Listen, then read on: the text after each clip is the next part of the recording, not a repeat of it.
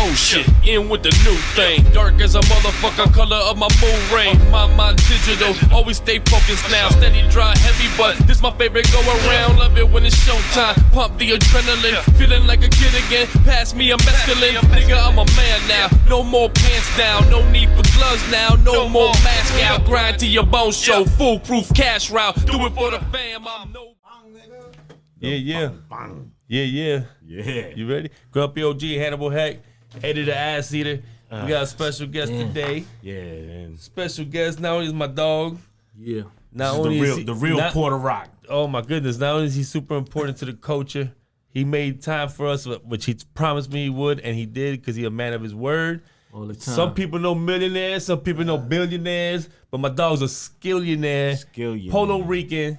Thirstin Howl the third, my dog. Thirstin Howl the third. Appreciate you. you. It was good. Nah, you know it's all love, man. I rock with y'all for mad years. Always. Way before all the podcasts. Always. Way before, all you know. All of that. Just in the lab and, you know, like I said, coming down to Miami and all that. Word. Everybody embraced me heavy when I got here, man. And I never forgot that, you know. You know it's your home. Yep. On top of that, your music was impactful back then. Yeah. To us that listen to hip-hop. Nobody spit metaphors like that. No one hit like that. No one, and still then don't you spit repping like that. Spanish, no one did or Spanish does. In hip hop. So it was like, dope. And the EFN, big fan. Like he was always. I met EFN through the mail, man, before online and all that. Sent you shit, right? He used to send Through me the tapes mail. Yeah. where my songs was on his mixtapes that he was putting out. We talking about back in the days. Oh hell yeah, he always but he even communicated back then. So because he was a fan first. We was fans. He was a fan first. So once I got here, I started rocking with everybody. I did mad joints with Garcia. Yeah, you did mad joints with Heck.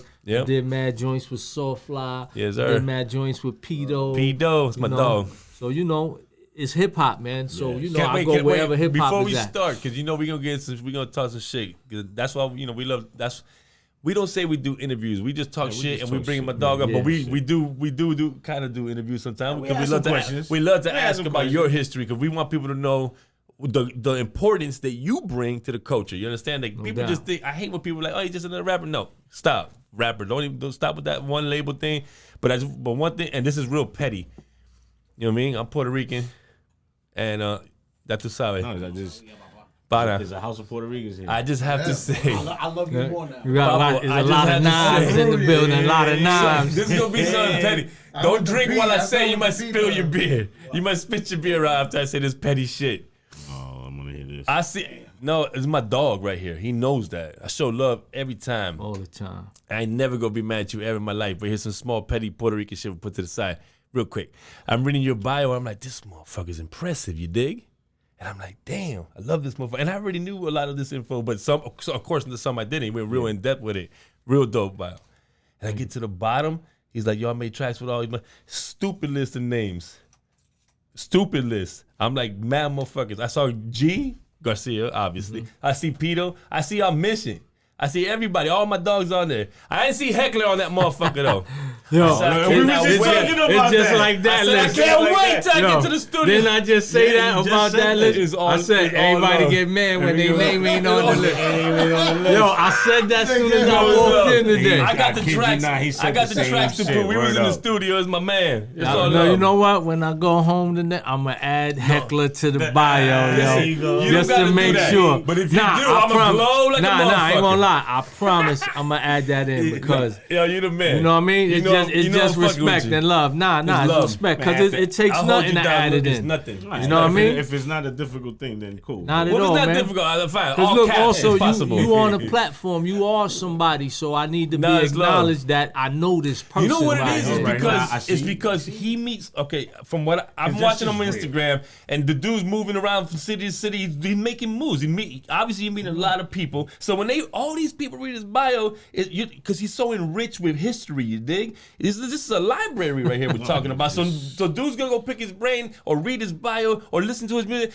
Man, if I can be associated in a tenth, in a 1% of that situation, we locked in. Heck, we locked in. With all the features he's done, you're like I'll take it. 0.0002. I'll take it. Just don't put no Eddie Diggs or Eddie Acid on there. I'll be happy for life. Especially not Eddie Acid. He's gonna fuck your whole shit up. It's all good, but you in there.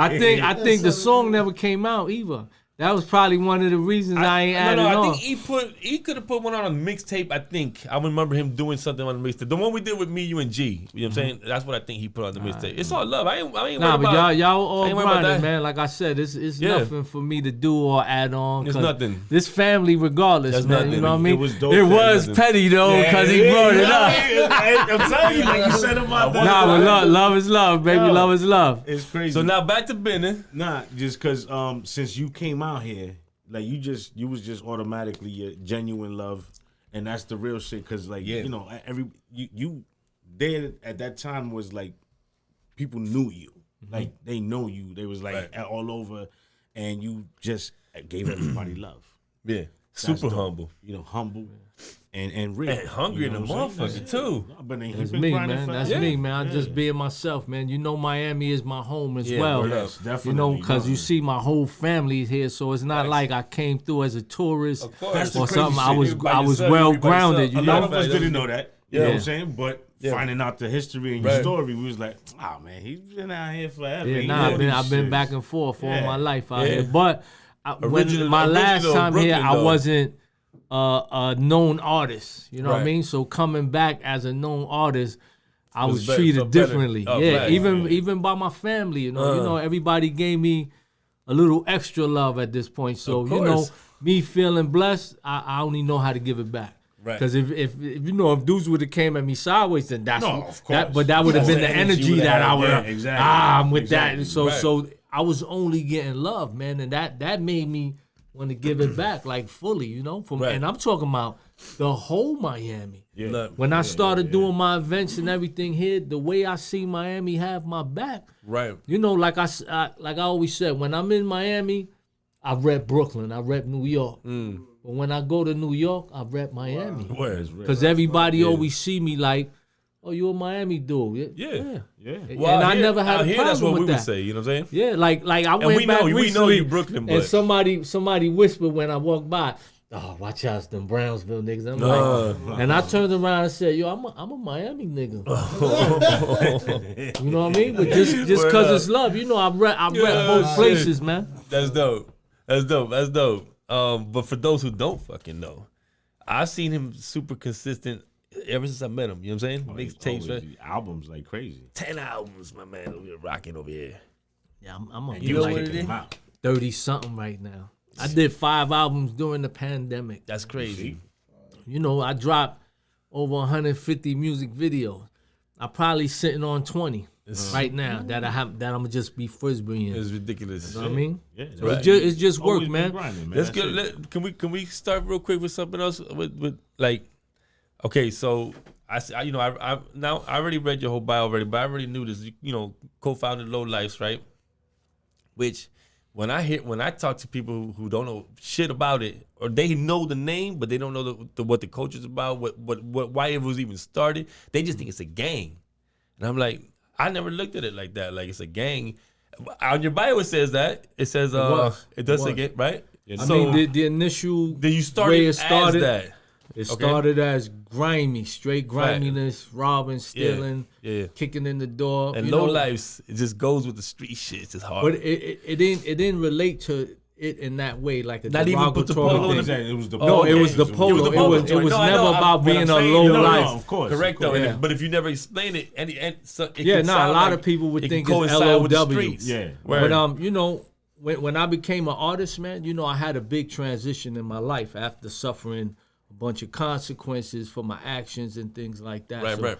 when I became an artist, I was past all that. Right. So now, but the one thing I could not put down or let go was me being a low life. So I transformed it into what it is today as far as a positive I feel that. hip hop organization that's Right, all right, right. around the world. And it was about That's hard. love and loyalty for real at this time. Because, Right. you know, we represented love and loyalty, but only for each other on some griminess. You know, we're going to do whatever for each other. Got love Right. for you, whether you're right or wrong, you're doing dirt, I'm going to do it with you. But, you know, I got a chance to flip that, man, because I was like, I was a person who really influenced a lot of people in the wrong ways. So when I made that transition, I was able to have the same influence in that positive way. So I got a lot of people to switch it up with me, and now we pushing for entertainment. You know, we pushing in this route. We changing our morals, and a lot of that, it manifested, man, and it spread globally. Yeah, you know, globally. it was never a plan. It was never a plan to spread it globally. Neither was hip hop. It all happened organically. It wasn't even a plan for me to make a Miami chapter. That I never came here with those intentions. It happened organically. But when you made the Miami chapter, it wasn't like when you said it started like a gang in Brooklyn. It wasn't like in Brownsville. It was really about the fashion and the culture more than gang banging. Everywhere was like that. Like you know, where we started in Brooklyn. And what spread to Philly and all that was about the gang culture. Right. Okay. But once it evolved into this entertainment thing, everywhere that it spread, it was about that. It was about love. It was about loyalty. It was about, and mostly about the arts and hip hop, because everybody lived the arts. So this was a way to unite all the people who live the arts, and that we talking about the people who gonna do it, whether they got deals or not, whether they getting put on or not, whether they recognized or not. They living it all the way. So the love and loyalty is to hip hop, basically. Gangsta. You know what I mean? So and then it came to the people, because you know everywhere you go, when you meet people who live the hip hop culture life, you only see positivity in them. Yeah. All the people, especially that's pushing it forward, and you know, artists and entertainers, and you don't really see too much griminess in them. You see people who love the culture and willing to do anything for anybody living the culture and pulling them forward and helping them out. And yo, you could use my studio. I got beats for you. I'll be your D. You get that kind of vibe, and that's what I feel we was able to do on a major scale, because you know.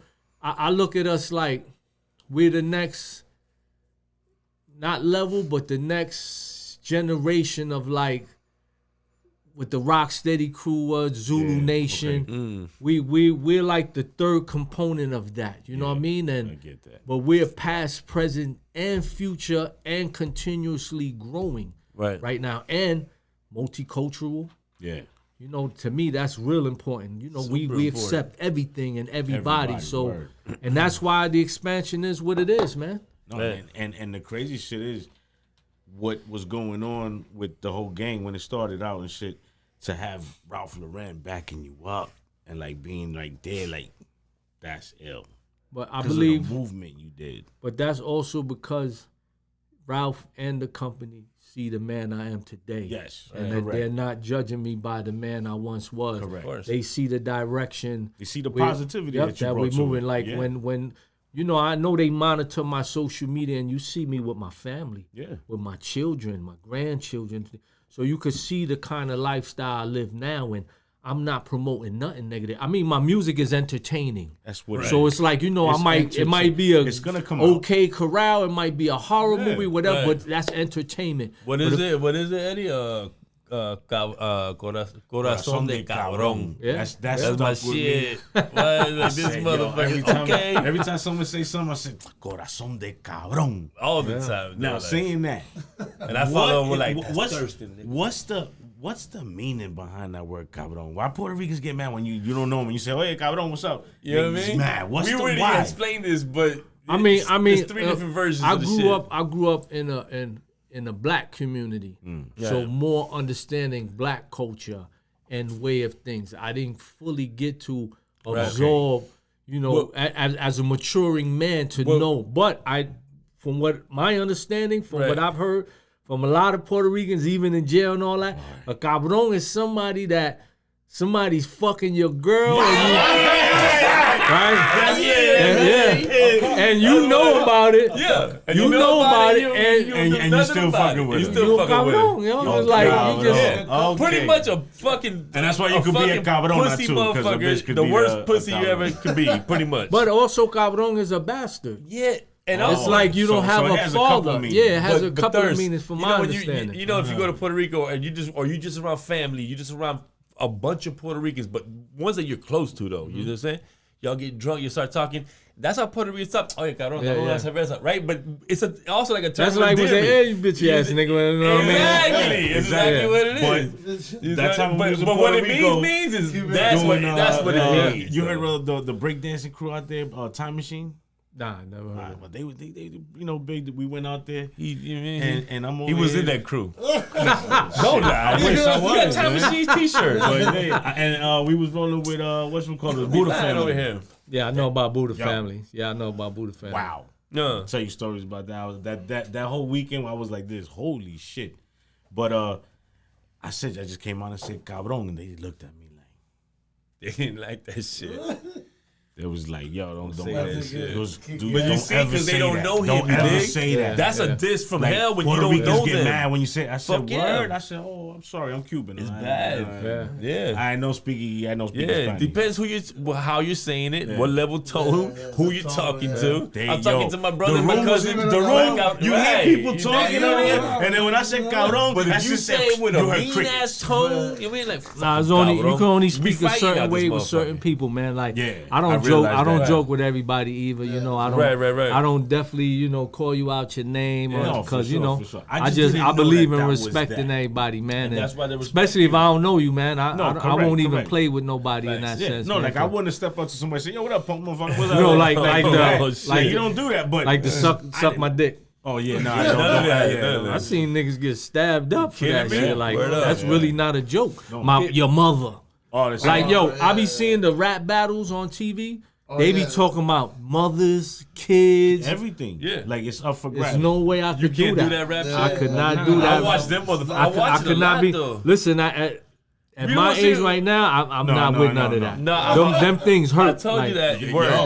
Yeah. The thing is, like, when they offer that big money, like 30, 40, 50, $100,000, if you touch them, you lose. You won't even get paid. That's why they don't touch them, I right? get it. But I think I lose that bread because not only is the dude talking about my daughter, he in my mouth. You know what I'm saying? Like he just Yeah, trying. I'm not I even can't doing do none of that. I I'm can't not- do I'm that. not- He's and right here. I can't do that. I didn't understand how they could like hold themselves or restrain themselves. 'Cause That's, some of I the think shit that's why they I say watch is battle rap because crazy. I'm waiting for one of these motherfuckers to explode. I mean, You it has happened. happened. Oh no, I It's seen happened. two Yeah, or but three it's of them like already. I'm not willing to do that. If you notice, Nah, I it's don't disrespect nobody even on record. Right. Yeah. I never Like a seen lot that. of dudes do that, and like, you know, I come from a real world where Yeah. shit goes down, and it Word. went down in Yeah. my life. So Right. I'm careful of anything. I don't want to invite none of that. Facts. And I don't want nobody to invite me to it because I can't tell you how it's gonna go. Exactly. Right. I can't tell you if I'm just being honest with you. You see, like I give off the energy everybody gives off. So you've never seen the room different with different energy because Right, then you'll right. see a different me. Of course. You know, it's like you absorb whatever you around, man. Exactly. And that's always been the kind of person I am, man. So Yeah. it's like I don't want none of that, man, because I'm afraid of it. I'm afraid of what it leads to, man. Yeah.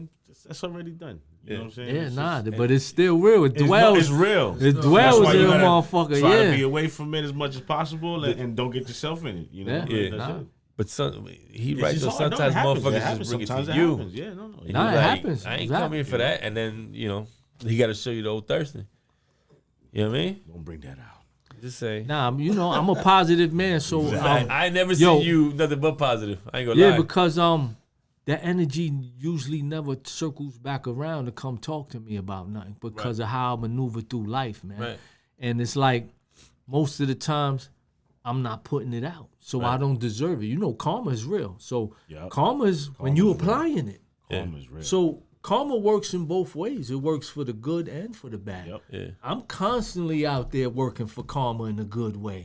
So I'm expecting nothing but the good. But, you know, in life you learn to stay prepared for the worst. So I've always done everything to be on point knowing that it's there. It's lurking. It could, you know, you turn the corner, it's there. All of that exists, man. So, and that's just life, what life taught me growing up and, you know. Right. Like I wasn't just able to be this humble and it was okay. Like niggas be like, oh, he's a humble guy, leave him alone. Nah, Right. nigga, it was reasons work why for I this could be respect. humble. Word up. Yeah, so it's like I put in a lot of work to be able to walk this path, man. Listen, besides that, another thing that I admire about you, that I really, really like, is you always stay independent. You dig? What was your biggest reason for that? Like, I can't believe that not a label has ever reached out to you throughout your whole, what you been around 30 years in the industry, you dig? To me, I would never believe that if someone told me, the label ain't never reached out to Thirstin, I wouldn't believe that bullshit. But is that because they didn't reach out? You just want to stay independent and do your thing? I had no choice, man. Yeah. I had no choice. They reached out like crazy. Right. But I love hip hop. Yeah. So I didn't want to wait till somebody tell me that I was good enough to do this or that, to be included as an icon in hip hop or to be considered one of the greats without a deal. Majority of the people they're considered great because somebody put some money behind them and made them a household name. That's it. I could honestly sit back and say, I did this myself with the people I know that helped me and things like that. But that's hard. I got my first record deal from LL Cool J. Ooh. Wow. Called me in 3 o'clock in the morning. Speak that shit. We on the phone rapping from like 3 o'clock in the morning to 11 o'clock the next day. Damn. And that same day, a messenger came to my house and delivered me a contract. You know what I mean? And I didn't even have a demo yet at that time. And you turned that down? I mean, I had Wendy. LL, baby. I had Wendy Day from the Rap Coalition. Yo, it fit perfect. Yeah. But That's I don't even think that LL knew what was in that contract because it wasn't a fair situation. And like I said, if it ain't fair, who gives a fuck who it is? I had Wendy Day from the Rap Coalition, man. I was like her poster child at one point. Gangster. And she was educating me and she was handling my deals and stuff, making sure that I didn't take, no bullshit. I was even on the tables at Def Jam, like the next thing, me and Master Fool. Dope. And they passed on us. I got deals from the Beastie Boys when they made their Grand Royale record. I can see you fucking with the Beastie Boys, man. You know what I mean? I had a lot of people approach me. Because your style's it's everywhere. Whenever you see, the thing is that you're never gonna give me the same two type of energies and flows on back-to-back songs. You gonna come? You got about 300 songs, 300 styles, 300. It's unpredictable. Oh, man. Unpredictable. I believe in that. Yeah, that's very rare. That's one of my favorite things. Yeah. That's the dope shit about you. Right, that makes you an artist. Yeah. You know, like I heard some shit the other day where like comedians, they're artists in their respect, right? So they do a stand up. That's it, brother. Once that stand-up done, you got to come with some new jokes every time. You dig? Mm-hmm. But music, you can keep listening to it over and over. That's what he said. Comedian, it's harder to be a comedian and he had to explain. I said, well, that motherfucker might be right about that. You just got to keep writing. But that's you got to record it. But you do it like that. Like this shit don't sound like no last song I've ever done. Yeah. This is my canvas. This is my artwork, this is what I'm presenting. You that's work what I've like always a comedian. loved. I love that. Your shit all the time. Because that's what I love. Like I said, I came up, in hip hop when it was born.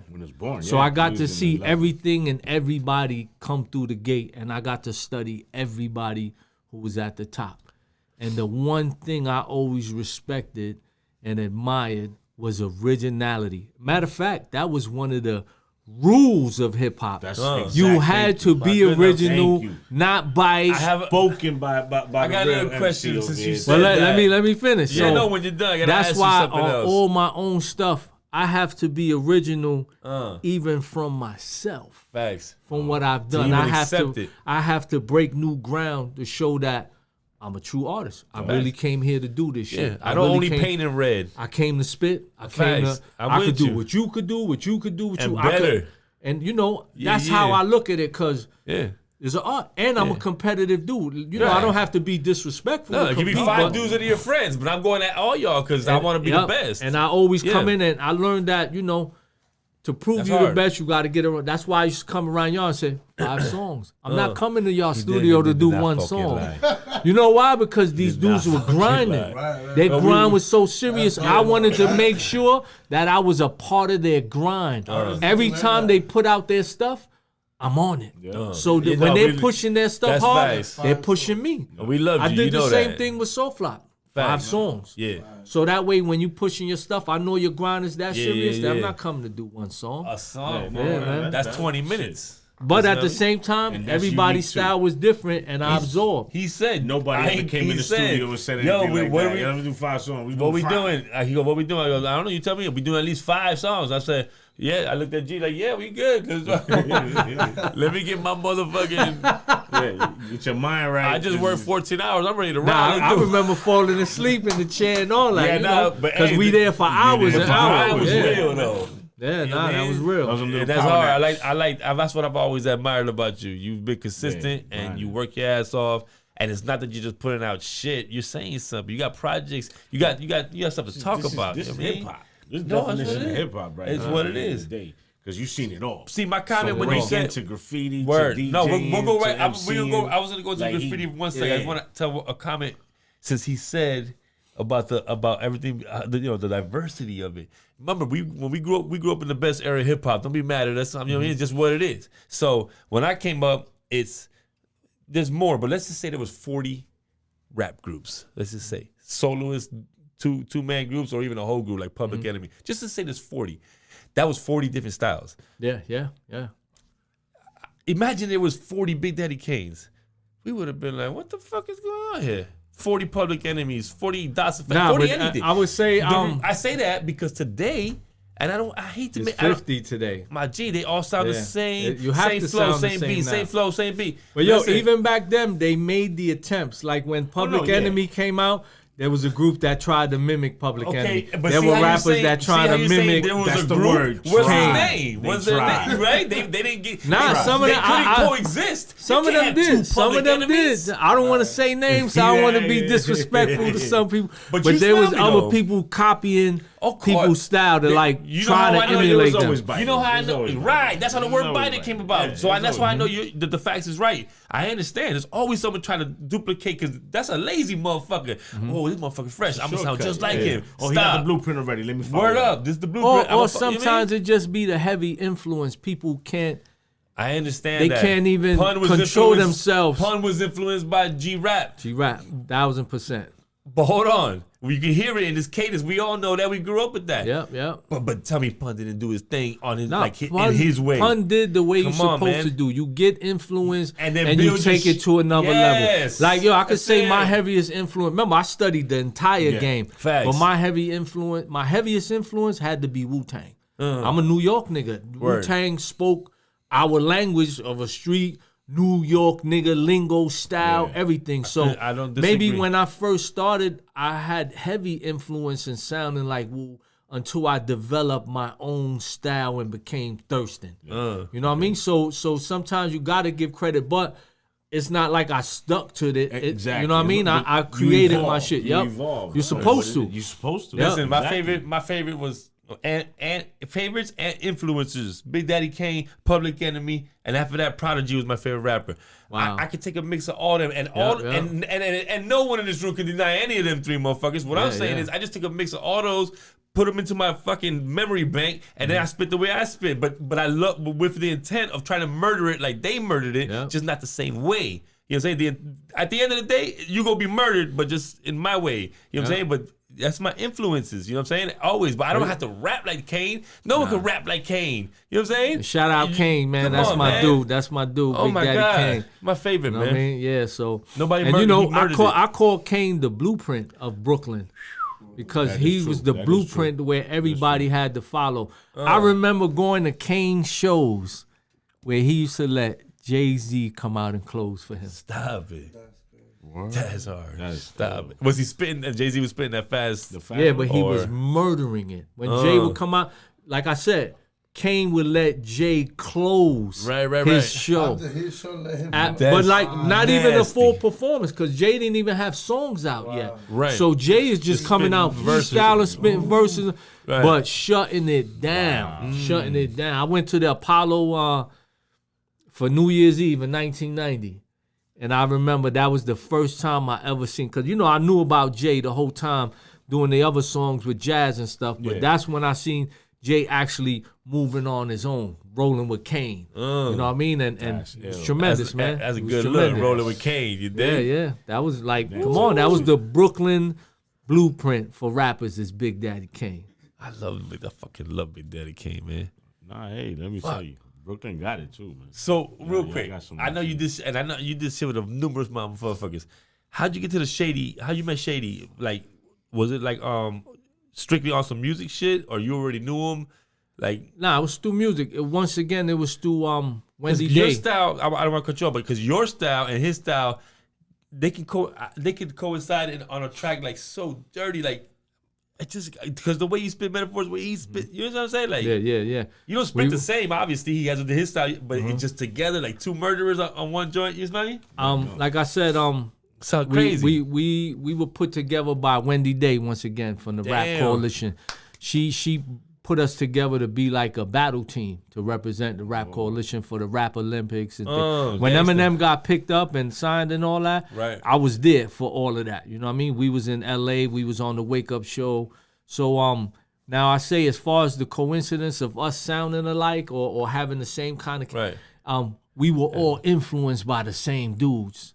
You know what I mean? That we developed our style. I say by the end of the 90s, 97, 98, and all that, to me was the breeding of the super MCs. Like, that's when, because of the influence we had previous from everyone else. So that's when Cannabis came, I came, Eminem came, Papoose came. You seen this whole new level of, but extreme, exaggerated motherfucking MCs where every line is a punchline, metaphor, bar. So that's the most, cause you know, cause M used to come to my crib and all that, and we'll rhyme back to back for hours. That's what I was gonna ask. Hours and hours. He come to Brownsville, come to the projects, and all that. Paul Rosenberg too.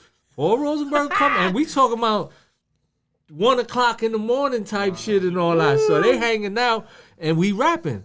But it was because, you know, the love of it and the people that influenced us all. So we was all on the same, because, you know, I remember sitting with M and I never heard nobody like him. Yeah. And he felt the same way. Like, wow, I ain't never heard nobody like That's you. what I said when I heard like, you. our styles was like, you know, we just complimented each other. And I believe, like, you know, we both inspired each other, man. It was evident, man. It's hard and as was fuck. y'all doing, it wasn't y'all, because I heard you a lot on the Echo Clothing, the mixtapes, the mixtapes they gave out when you wore the clothes and shit like that. Right. Wasn't me, man. Wasn't me. Nah, I don't think I was on Echo, the clothing line. Yeah, back then. Yeah, you. I can't remember. I believe you was on it. It was called. Damn, man, I can't remember the name. I believe you was on that. They had them. When you bought clothes, they gave you the tape, and you was on. M was on there. Like a lot of y'all motherfuckers was on there. And that's where it was like, yo. Well, in case you don't know, they stole your shit. It was on there. Oh, man, that's a check, man. That's a check. That check, that's a check. You owe him some money. In case y'all don't know, my boy be snitching all the time on this motherfucker. That's a check, man. That shit helped us out to get that music. That's you know what I'm saying? Like, we got to listen to you get like hear different joints. You might have to check the statute of limitations on that thing. And you know what I'm saying? That's why we was like, damn. Nah, but it served the purpose, man. You know? So I'm happy for that. That's why I'm sitting with y'all right now, man. Yeah, it's love. When I get the name, I'm gonna tell you so you can let them know. I can't remember the fucking name. I'm gonna ask E because E knows all that shit. Well, let me know. His lawyer needs to know. His lawyer needs to know the name. We'll get back to that in a minute. We'll get back to that.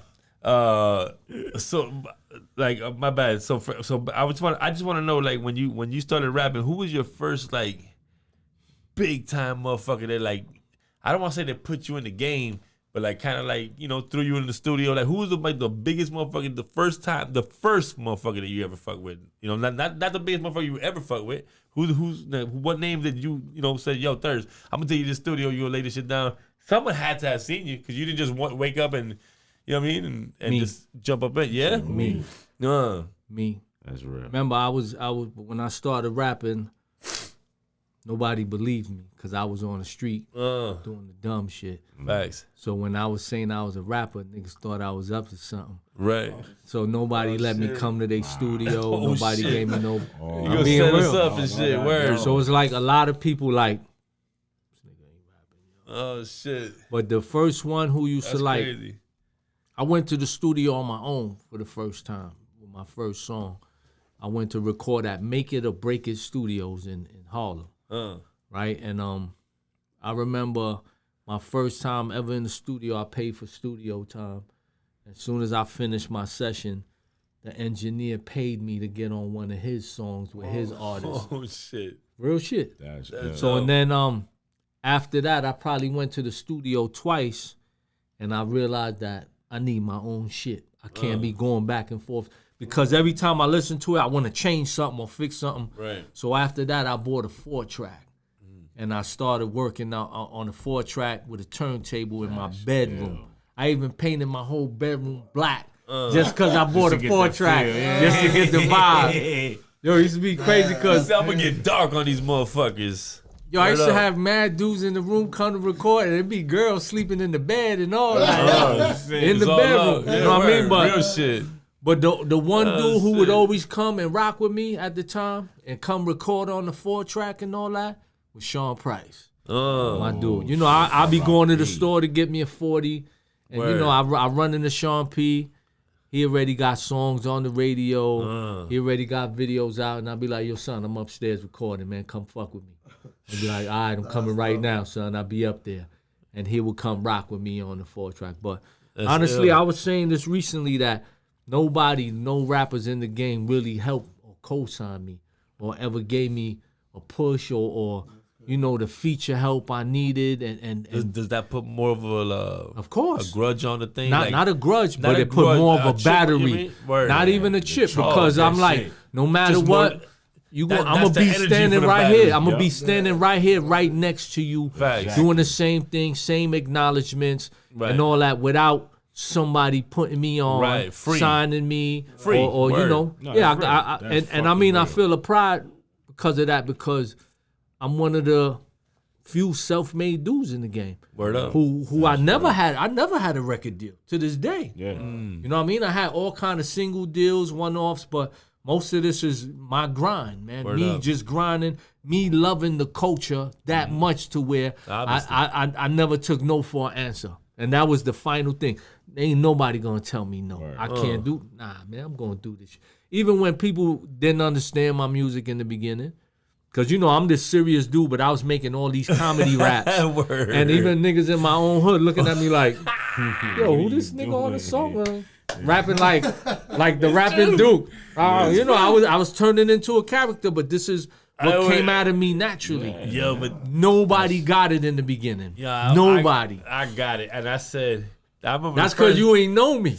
People who knew me, they couldn't see it. Exactly. We in the studio. I think we had to be from the first song. You spit that verse, and I said, "This boy, I'll be right back." I had to go rewrite some shit. You did? Shit, I got it. You know when you gotta rewrite some shit. I said, "This motherfucker got me rewriting shit." That shit was hard though. And I said, "He's different. He's different." Because I go into the mentality like you. I hope there's 10 motherfuckers out there because I want to beast them all. I want to go up in there and roar. You dig? Yeah. And I said, this motherfucker went first. Shit.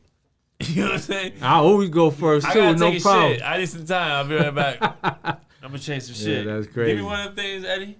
That's gangster, man. I respect that about y'all. I've always loved that. And the independence, I've always loved that about you. I had no choice, man. I didn't want to be independent. I sit here and tell. I don't think you wanted to, everybody, but if the deal ain't right, you just gonna take it for the sake of being signed, right? Nah, you know what, man? I think if I would have ever took that first deal, I would have probably quit already from being bitter of all the things that didn't happen or what didn't work out. Because I seen a lot of artists go through that where it kills their soul and it kills their momentum. And the fact that, you know, I never had a situation, it just made me hungrier as I kept going. And I put out music whenever the fuck I felt like it. Real. Anytime, like when to put out music. or how to do it. How to do it. Yo, it should be like I remember getting offered deals and a motherfucker say, all right, we're gonna sit you with the A&R. As soon as I used to get in the room, I let a nigga know, yo, don't ever tell me how to make my music. And I look at a nigga dead serious like, for real. Yo, don't never do that. Don't never come in here and tell me how to do my shit. Real. You just push the fucking buttons. Shut the fuck and up. I was really that's it. But that was me young and ignorant, because now I'll do whatever the fuck you say and still do what the fuck I want to do. Right. And I know about that balance. I could cater to both. Facts. I could still, you know, like I said, once I develop all these different, you know, styles and versatility and all that, yeah, it's nothing to accommodate what the company needs and accommodate get your shit at the same time. At the same time, as I didn't long say as I we, wasn't gonna do me. Yep. But before I wasn't trying to hear that shit at all. I wasn't trying to hear nothing. Like I felt it was a disrespect just to even voice it. Speaking of disrespect, and I'm not gonna say no names because I don't want to say a name, but I don't like giving the energy to anybody's name that I don't give a fuck about.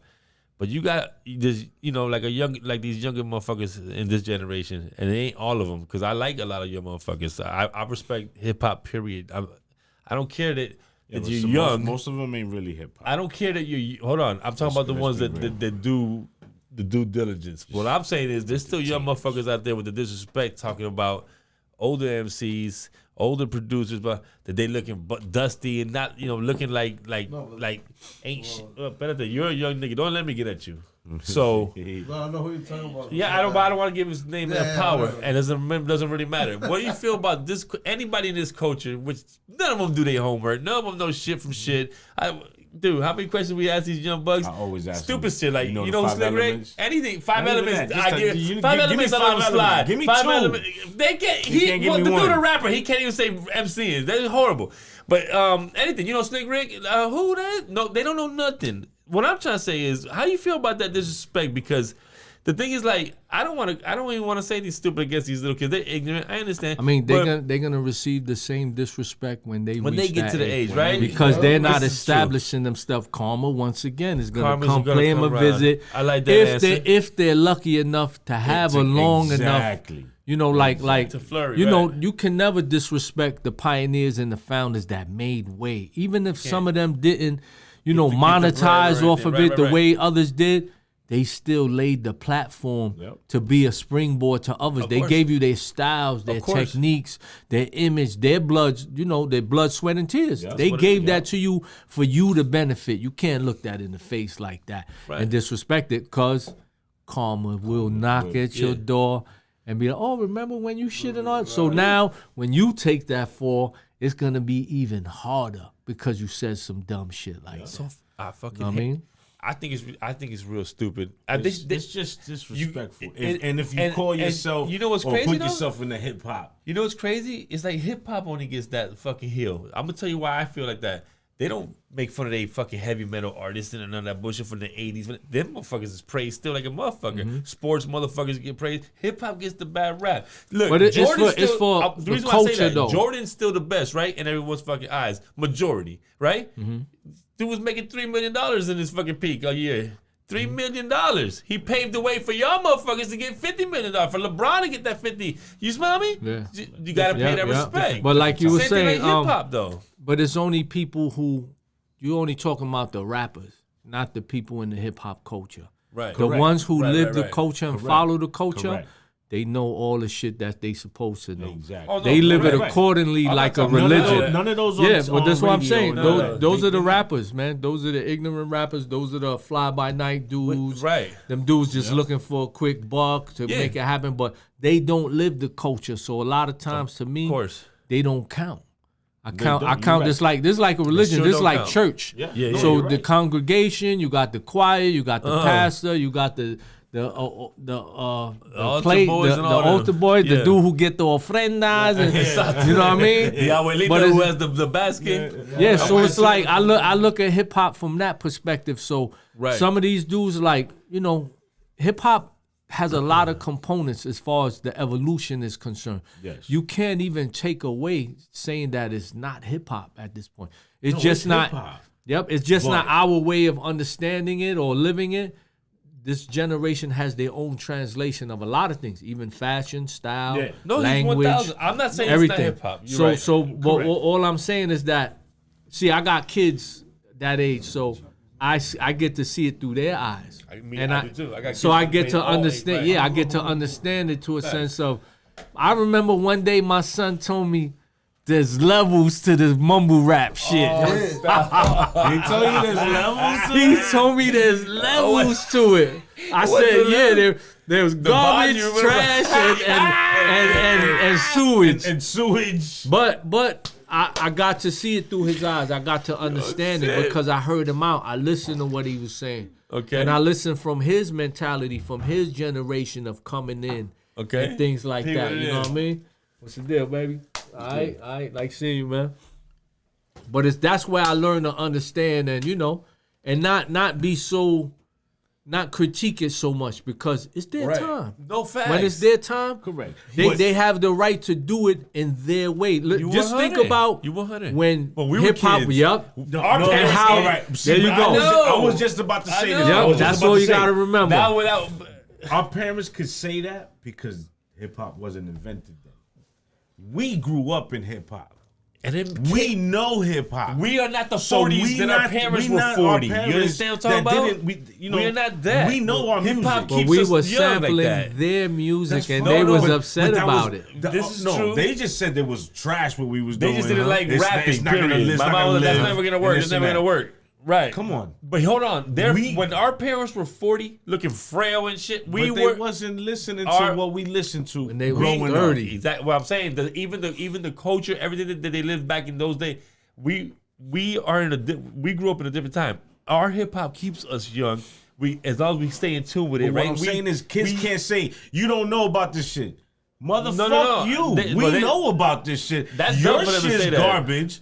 But and that's it. That's what he's saying. You can't tell us that. No, you but that's what he's nothing. saying. You can't really critique it like that because, like, he's so right. It's their translation. I get they morphed it into whatever they did. Yeah. But at the end of the day, if you want to say you hip hop, you want to know why he grumpy? That's not hip hop. You want to know why he grumpy? Because we done asked all these a lot of young little rappers. You want to know what they told? I hate to say rappers because we said young little rappers, and what they say to us? What they say to us? They said I'm not a rapper. I'm an entertainer. Well, then get the fuck up out of here. Don't call it hip hop, then, motherfucker. Because rapping is the element of hip hop, and if you ain't even a rapper, don't call it hip hop. Call it whatever you want. Just don't call it hip hop. If you say you're not a rapper, motherfucker, you an entertainer. Rapping is a part of hip hop. So if you call yourself a rapper, stop it. Come on, man. You know hip hop. Yeah. And if you're not a rapper, then that's not hip hop. Call it flip flop. Call it hippity. Don't call it hip hop. Yeah, because y'all disrespecting us with that bullshit. Come on, that's how I look at it. Just the build up of what it is, like and then you seen it from like bringing the big ass speakers to the parks and plugging into the street light and doing all that, like the birth of it. Right. To have these, you lived it before it was even called hip hop, Ali. Like, you was just doing your everyday thing. Let me tell you another thing, right? The fact that that's happening, and with the younger kids and the younger entertainers or whatever you want, that has created a greater demand for the artists of our generation. Correct. Because of that. Yes. So it's a gift and a curse. All right. So I'm gonna take a lot of people benefit. That's right. Look how many old school tours are happening right now. You see all the special ed, Dana Dane, Big Daddy.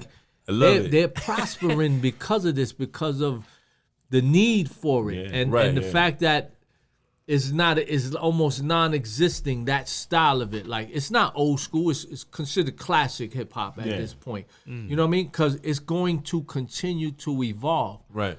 I'm really gonna hate to see what it evolves into after this. But I can't sit here and mock it either. But It's not you know my how choice. everything comes around. That's what I'm about to say. What if lyrics comes around? What if it comes back to lyrics? Can we Yo, get if you back look to at the lyrics? history of music, no genre of music ever returned to its original sound. You're right. Wow. Never happened. And some died out. It never happened. And some died out. But there's always a first time for everything. Hip hop can come back to lyrics and it'd be evolution, man. It's gonna continue to evolve. It's always gonna evolve. Like when the dinosaurs might come back before that happens. He's scared to see what the fuck it evolves to. Like, but like with the Griselda crew and all of them, and because that's a hint. That's a hint of. But not only that, you like J. Cole. You like the nostalgia. You want the lyrics back. Kendrick. They have that. That's 4, 5, 6 people. Listen, even if it's 6 people, but at least if they have the classic formula. Correct. But there has been no evolution through it. It didn't turn into nothing different from what they did. They have the classic formula. They're killing it. They on top. Right. But what do you see evolving from that? That you can't bring the classic back again. It's there. Some people are gonna stick to doing classic hip hop styles. All right. But do you see it evolving into something else? Is the question. No, everything you see now is the evolution. Right. It's like, all right, 2 people have a baby. somebody sniffing coke, somebody drinking Henny, somebody smoking weed, and that goes into the baby, and the baby is born with an extra finger. One eye is missing. That's evolution. So the different formulas and different DNAs that are inserted into all that is gonna change things. Now, I love what all the classic dudes is doing. That's keeping it alive to what we like. Yeah, I like it. But up to LL bringing Rock the Bells station to XM. That's super hard. And bringing the Rock the Bells concert back for the classical artists. Also, but big up all the a lot of the 90s rappers still relevant today. Like Fat Joe's still relevant. Redman, like these dudes, he dropped another. These dudes are relevant. Look, you know who's the biggest cat who benefited in the new millennium? The father of almost everybody's style, Grandmaster Caz. Because throughout the 90s and things like that, he didn't get the recognition that he finally gets now. You know what I mean? He sees so much more now and is acknowledged work-wise and everything. You know what I mean? And for so long, he was almost like never mentioned. And everybody got it from him. Right. A lot of people got their style. Man, I don't even want to say how much or who. Because Caz is like the blueprint of the majority of this. You know what I mean? Of what MCing. Well, at least of the basis, you know what I'm saying? Yeah, because now it's actually evolved into some other shit. But Caz really laid a lot down, man, for people to follow, man. He gave birth to the LLs. Just like Tila Rock did. And, if you listen to a lot of these dudes' songs back then, sometimes you can't tell them apart. Listen to LL songs and Kumo D songs and Tila Rock songs. Sometimes you don't know whose song it is. If you don't know that that's their song, you can't tell the difference in the voice, the cadence, the lingo, the style, the approach. That's like it's crazy. King T. Sound like Biggie. Did you know that? Biggie took, you ever heard of that? Like Biggie was a big fan of King T, and when you listen to if you listen to a King T joint. You think he's I heard King T first. You think and then Biggie came out. Yeah, King T was out first. Yeah. Shit. You listen to a King T. That's your own risk was my joke. This at your own risk. But you know how you know we're right though? The only reason why we know this is a fact is because we interviewed Taj from the Alcoholics. Yeah. And I asked him that question. I said, yo, I feel like Biggie had the same sound as King T. He was like, he said King T was Biggie's favorite fucking artist. Wow. Every time he saw it, he was like, yo, you brought King T? He was like, nah, he didn't come and say that. Fuck. He loved King T. When you had crazy ass Tash over here. That was a couple months ago. When they was on Drink Champs. When they was on Drink Champs, they came over here. Showed us some love. Yeah, Tash crazy, man. Yo, Tash, stay on the West Coast. Don't come over here no more. Nah, that's my dude. I got mad love for Tash. Tash the illest. Illest. Mad love, he came through and blessed us. Yeah. Oh, he was super hot. He was super hot. Well, because shit, they pretty much started loud. Let's be real. They said he was the first artist to sign an exhibit. Yes. And they were both missing. Exhibit was missing too? I didn't even see that. Yeah. But Exhibit was later. Exhibit was later on. Well, I'm just saying. Still, no, he's still loud. They didn't, they didn't write him on, but whatever. You was on Unsigned Hype? Of course, yeah. So was we. You got Unsigned Hype? Wow, that's what's up, man. But let me ask you a question. Who put you on that? Tell you a story. Was Homeboy? I just wonder if it's the home. Who was with us? Morales? Yeah, it was Rick Morales. Come on, baby. What's up? But, yo, check out how I got it though, right? I was demo shopping that day, right? I had made my first demo. I had like 5 songs on a tape. I had a whole package, bio, at least 5 songs. Pictures, you don't fuck around, right? Yeah, but check it out, right? You don't fuck around with that. Yo, there's no bullshit. Me and my dude Knowledge Be Born, right? He went around with me. And we went to every label in New York City. And that back then, you could go in, get up in the office. We had to drive up there and do it. It wasn't super security or nothing like that. It cost you $500 you get up in there. Yeah, we understand. So, I went to Def Jam. I knew somebody in there. They got me in the office. I went and put a package on everybody's desk. Gangsta. Nobody was there. Better. I just left a package on everybody's desk. I went to Rockefeller that day. I got Jay to come out. Go back to back with me, spit some bars and all that. Ooh. Gave him a package. Gangsta. And then, because I had a whole list. I had a target list. Like, right. You already knew you was So I went to the source. So I remember going up. I went to the receptionist. I forgot what floor it was on.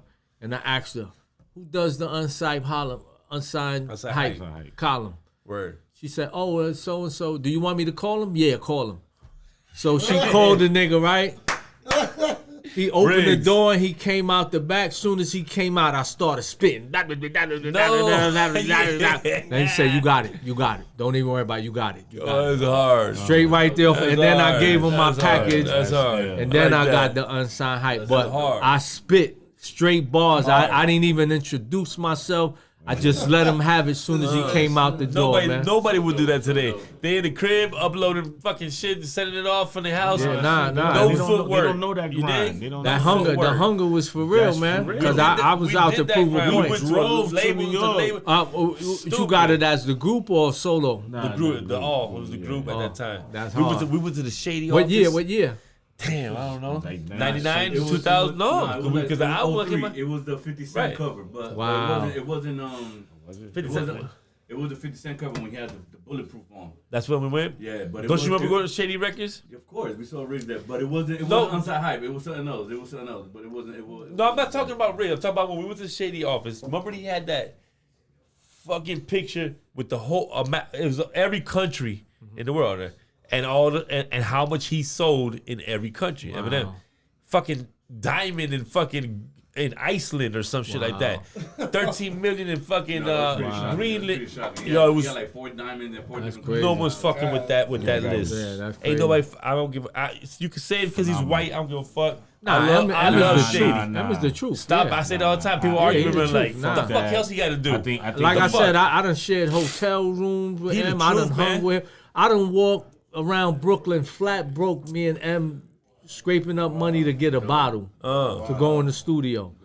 And his hunger and his talent, I always say it, the truth. The truth, There's man. no, and he's somebody who loves, like, you know, a dude's skill level is based on his love for the motherfucking craft. Facts. And that's how you know he's the truth. You gotta love it more than the next motherfucker to be better than him. Facts. You know what I mean? Damn. So even when you first met, he was always like that. He was always the truth, man. That's love. He was always the truth, man. I've always loved him. I had to argue with me all the time, he's like, still, like- what the fuck else he got to do to prove this shit? Yeah, he's always the truth, You man. know what I mean? With the when the first Come on, man. tapes came out, when like His first snippet tape it was the like, best. Yo, His who snippet the tape fuck for is his this? album was the funniest shit I ever heard in my Who is motherfucking life. Eminem? We And he had was we had killing the them tape shits. at least 2 years before the first album ever came out. Yeah. Cause that's the Yeah, first yeah. tape No, he but- was shopping, and then when he got with Dre, Hard. they did about 4 new songs and left all the songs They ain't even from fuck his with it, demo tape on the album. What? Stop mean? it. That's your Yeah. demo, dog. Yo. Come I on, still man. got that tape too, man. Damn, I fucking lost it. Yeah, man. you got it too? I got it. Damn, Who the I fuck I does don't- snippet tapes now? No one does. That's a great idea. To even bring that back is a good idea. I love Well, them snippet a lot tapes, of man. dudes be bringing back tapes, but nobody got tape players, dude. No. make it Like they be digital. like, yo, this Make it is making digital a comeback. snippet I'm tape. like, It's yo, a nice- dude. Make it digital. Nobody got snippet tape. I you got know? tape decks in the crib. I got VCRs still. I got DAT machines. have a I tape got deck. all I have that. all that. I don't have a DAT that machine. I got all because I still got material Still got- from. yeah. Because at some point I'm gonna play have to it. pull everything Yeah. out for whatever's And going to be digitize happening that shit. next. Yeah. Word up. Word So up. I'm holding, man. You know? Gangsters fuck. We proud of you. We super proud of you. Nah, thank you. Likewise, Your man. book. Not super proud. Super. You Thank got you, more than man. one book. Yeah, I got the Bury Me with the Low on. There's 2 editions, and then the other book is Low Life American Classic. That was a book authored by Racklow. You know, I'm a contributor to that book as well. Facts. I consider that my book as well because we all the same family. That's big and time. And the book is basically about our lives. My story is involved all in that book as well. And there's more books coming, It's yo. like hard to That's find. on a yeah. billboard. That's on a billboard. Hold on. We gonna get to that. I'm trying to baby step it. Yo, when he said Thursday. His history too long. I can't jump into the billboard. He said Thursday's coming tonight. I said, oh fuck. He did. He said, I had to come on. That's what's up. He told me that. I said, yo, you better, though, I ain't gonna wait for you all night, He texted me, motherfucker. he was like, Thursday coming in tonight. You Don't know what- start. You know what I replied him back on the text? The warden can't count my bars. My Oh, mom wow. dead, so I'm. No, and then you said, don't call me done. Don't call me done until I'm finished. He said even the warden can't count these bucks. That's You hard. dig? Yeah. Oh. I tell you, we fans. Like, stop that's what I'm saying. It was oh, man. dope when you came by and you showed us love too. It was like, wow. I was waiting for this phone call. Yeah. I told you. No, I know. I told you and my I'll man be honest, call. I haven't been here since then. Yo, he didn't text me. He didn't email me. He didn't beat me. He didn't call me. I said, this is real. You ain't even got a beeper. You know what I mean? I said, this is a real motherfucker right here. I'm in the middle of shopping in Publix, and my wife was talking to me about something super. It was kind of important. Right. And I said, yeah. Well, hold on. This just said Thursday. Hold on. I swear to God. I said, one second. Thurs, what up?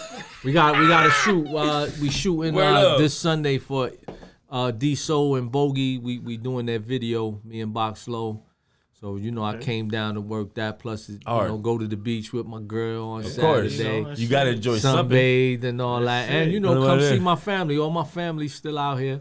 Yeah, I ain't far, but I'm still back and forth. I still consider Miami my home here. This so is home. Especially Kendall, you more home right here. I'm here, man. I'm always coming back and forth. Love. Now I'm glad you came through. You know what I'm saying? We always say, man, I can't wait to get thirsty. And you came with the Miami chapter with you over here. Nah, you already know Bronx over there, the club. That's my dogs. We was 15. DJ XL over there. DJ XS in the building. XS, my bad. Yeah, I'm sorry. XS is the vice president. I'm drunk. He's the vice president. I had 3 beers and I'm fucked up already. Shit. These are brothers here I'm working with too, as far as the You only roll with Puerto Ricans, huh? Nah, I like man, that. I roll with everybody. Oh, my bad. I don't do that. It just happened to be Puerto Ricans. Like, in New York, I didn't have no Puerto Ricans to roll with. Word up. It was different, so it's like, we got one. Yeah, we got one. You know what I mean? So it depends on where I go. I roll with A-likes. People who are like-minded, man, and it don't matter what color you are to me. No, man. never. I'm For what? never with that bullshit, So Word. if it's Puerto Rican, cool. When I first started being in Miami a lot, I was rolling with all the Cubans. I was rolling with Don Dinero and working on their projects. So I was surrounded by Cubans and Santeros, I ain't gonna lie, that was brand new to me. I didn't know nothing about the Santeria culture. How you felt about that? I felt like I was growing and learning. Word. It was for me to absorb. It was another. You don't have to be a Santero. Just I respected what they do. The Santeros remind me they were no different than the guard bodies of New York to me. They dealt with rank. They dealt with saluting each other. It's a and thing. They all believed they God. You know what I mean? And like I said, if you respect, if you are 1,000% about what you believe and your belief. Then I believe you. Yeah, I don't shit on no one religion. Especially when you my man, I believe you. I don't gotta follow what you're doing or be a part of that. But if I believe in you, I believe everything you say about your religion. All right, I don't shit on no one's religion. I respect you. You understand? And I'm not a religious dude, man. I just have faith. You know what I mean? Yeah, facts. And I don't mock nobody's religion, and I don't respect religion that mocks another religion. Like your religion is the right way. I don't believe in that, man. Because at the end of the day, y'all say it's only one God, right? Why do you care about what somebody else calls them or how they worshiping? It's all going to the same place. If that's the case, you know what I mean? Exactly. No, that makes perfect sense with that shit. Of course. Shut everybody up about religion on that one. Yeah, but you can't have that discussion in no religious house, cause you be when they're overly religious. You already know the backlash. I don't even speak with it's like in my business. I don't talk politics nor religion. I'm losing customers real fast. You smell me? Or sports, nigga. You gotta add sports to that. Sports, real jets. Motherfuckers real jets on sport. They're real sensitive on sports. And I'm another dude. I don't fuck with sports, so you can't come to my crib and say let's turn on the game. I'll be like, you got to get out. So you exactly the game is wrapping up in this. Ain't no game popping off. I don't even want to hear that sports shit. We working. You know what I mean? If it's in your balls, it's different. ESPN on purpose. That motherfucker. Fucking ESPN right there. Yeah, that's ESPN. Listen, was your first love music or was it? Because I know you wrote too. Yeah. Cause when I was young, everyone, him tim, we writing. He was a writer. What was you writing? I was writing Raya. Right. Yeah, so I was a writer. Far Rockaway, Queens. That was before rap. I was born in Far Rock. Yeah. That was born in Far Rock. I was born in Far Rock. Yeah. Queens. Stop it. I'm telling you, the illest motherfuckers come from Queens. Nah, but I'm bred in Brownsville. It's different. I know. It's different. Like, King was born from Queens. There you go. yeah, but the way you bred, like I believe a man is where he's raised, where he becomes mature, where he becomes a where man. He becomes a man. That's where you from. Then I'm Miami. So like I know a lot of That's what I'm dudes saying. in Miami that were born in New York, My G. and they rep Miami because I was born in Chi-Town. I left when I Chicago? was 9. oh wow. So but you straight Miami. Yeah, But I'm fucking came out here 46. I nine. lived all my life here. I out read here 9 years Miami. old. But let me tell you something. From what I learned in those little 9 years was nothing like what someone would learn in Miami in their little 9 years. You know what I'm saying? Like, we had to it was a grow different real time. fast. Yeah, different time. Like I had my own breakdance crew when I was 6. The Windy City Wick Wack Breakers. Like I know fucking all Puerto Ricans and blacks. I didn't know what white. I knew like maybe 1 or 2 white people because of the TV. I didn't know shit. That's how ignorant we were. We never left our block. I didn't know we were poor. First of all, we were just happy. Me neither. We were just happy. I had 2 brothers. We were just fucking laughing all day. We didn't give a fuck. I never saw my mom because she worked so much. Didn't know we were poor. We cut up and she meets some dude, nice dude. He get a job down in fucking some place called Miami. All right, cool. We go down. Let me just tell you this shit real crazy. I go my first day of school. I'm in 4th grade. I walk in. I'm in a fucking black Gucci sweater, black Lee jeans, and some black and red Pumas. And I look around, weather and it's 108 outside. I'm cooking. I don't have nothing else but winter gear. And the whole room is a bunch of white kids with little ass shirts and shorts and shit. I'm like, I got home. I said, Mom, we need to go shopping out this motherfucker. But the first dude I met, I'll never forget, is a Jew. His name was Brent Nason. He said to me, yo, what are you? So I'm Puerto Rican. What are you? So I'm a Jew. I go, what the fuck's a Jew? I didn't even know what that was. I only knew blacks, Puerto Ricans, and Syrians. I had like 2 Syrians on the block. You know, that chocolate. That's all I heard from these motherfuckers. I guess that meant fuck you. But that's all I knew. That's all I knew. We grew up with just that. We never left our block because it's gangs every block. You can't just go to the next block, it's another gang. You can't go this way, it's another gang. Can't go like Oh, up the block. LA and it's ugly. New Chi-town, York is Chi-town even was worse real now crazy. than that. Yeah, we couldn't leave our Yeah, block, the man. gang infestation in New York is out of control. Like now? Right now. Oh, that's ridiculous. I think it's worse than LA now. Because they everywhere. And they banging like LA and they rapping like Atlanta? That's fucking bad, man. Yeah, Come on, man. It's real crazy. We need some identity check out this motherfucker, man. Shit. That's the mecca of hip hop, man. This is their time. This is their era. Remember, this is the social media I agree with era. you, but I just hate that answer. Like, my G, like I remember the old. You like gotta, the snitching era. look, but you gotta think of, dead. right, wherever you came from and whatever era that was, right. it was based on your source of information that created you. Of course. Whether it was your block or the television shows that's you why were they call you watching. product of your environment. Yeah. Not just your environment.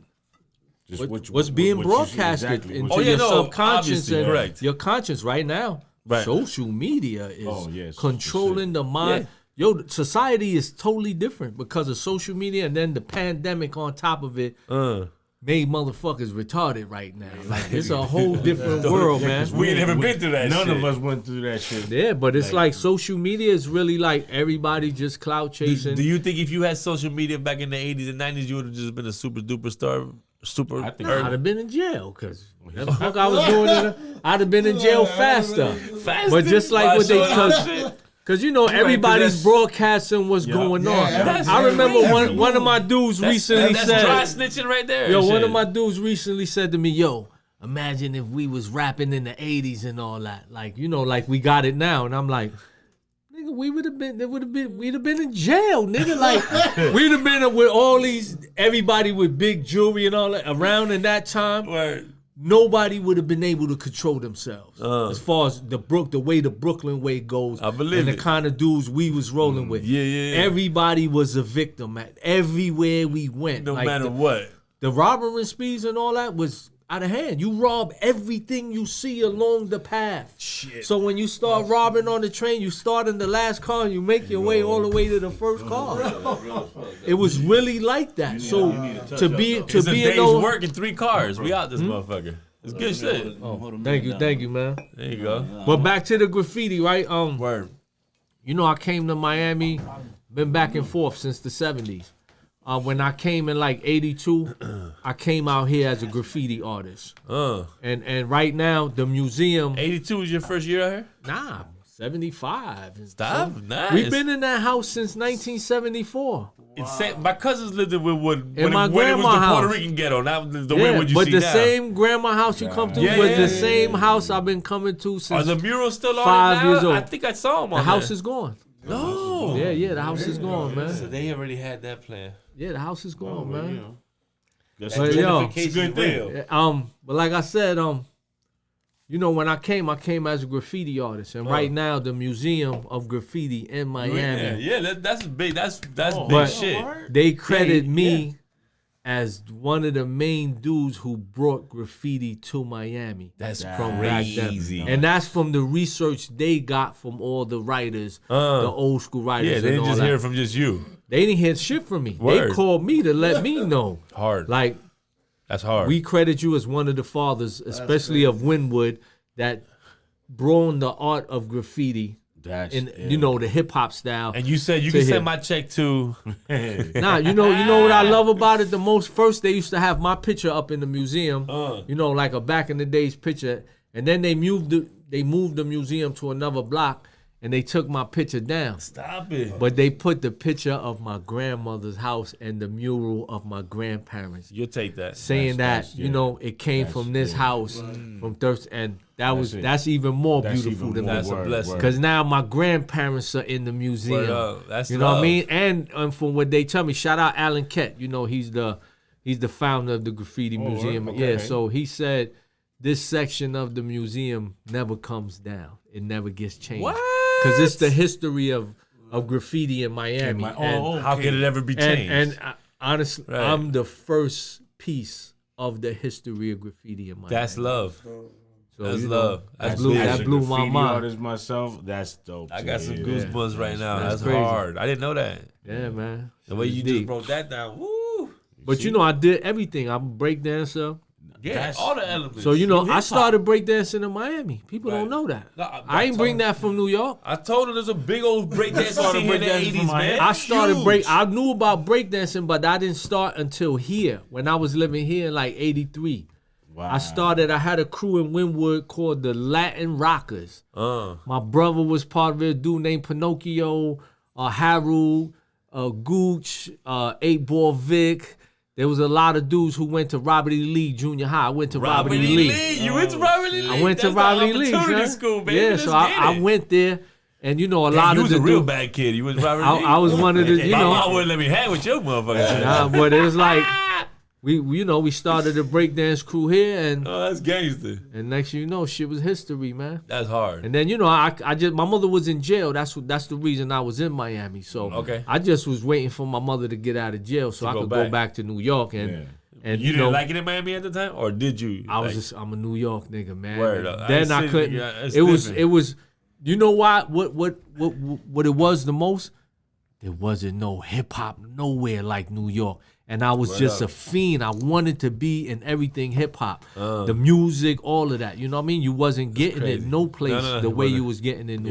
You know, I used to go to a couple of clubs out here back then. The Omni used to have a club called Allegros, right where the You got me on that one. where the hotel is. I think it's a Holiday. yeah. That used to be a That club. used to be, it used to be a club. Used to be a I thought club. it was a mall. Nah, the mall was Omni was upstairs, upstairs. but on the was first upstairs. floor was the club, Really? and they used to have hip hop. I seen Soul Sonic Force, Planet Patrol. I seen Shannon. Let the music play. Like we seen mad groups come perform there. There was also That's crazy. another club out here called Castle Park. You know that I like never heard I of went it. to a lot, and this is 83 and 80, 82 and shit like that. So Miami was starting to happen here, but it wasn't as intense like in New York. So I always I wanted to be home. Like soon as I went to New York, coming here being a breakdance. This is the crazy shit. I ain't gonna even lie to you, yo. We didn't have much to do here, so all I used to do was practice breakdancing every day. So I'm fiending to go back to New York. Like, show off yo, your moves and I'm gonna shit. go to New York and learn. I'm gonna learn from niggas when I get back home. When we got to New York, we was better than everybody, and I couldn't believe that part. Oh shit. But it wasn't because we came from Miami or that. It was because we loved it more than everybody. That's real. It was the same, like, because I feel like even my rap career now is only a resurrection of my breakdancing career. Because for me, breakdancing was my whole world. That was everything to me. And in New York, by 86, it was played out. So you got laughed at if you was breakdancing. Yeah. Oh, so I was forced to, like, give it up. Like, I had to stop. He said, I got to fucking rap my way out this. No, I wasn't even thinking about rapping. I didn't really start rapping till like 96. Like, seriously. You know, I played with it in 86 and things like that. Right. But I never took it seriously until like 95, 96. Then I went full-fledged with the rap. And that's 95, 96. When you did the I forgot what the fuck it's called. When I read it in your bio, I thought it was in 97. You had you did it with Eminem. The Rap Olympics. The Rap Olympics. That was 97. In that short amount of time, you're gonna go to that stage? That's beautiful. When I started rapping, the next month I was in the magazine getting a phone call from LL. This is fucking crazy. But no, it started happening immediately because, like I said, the love.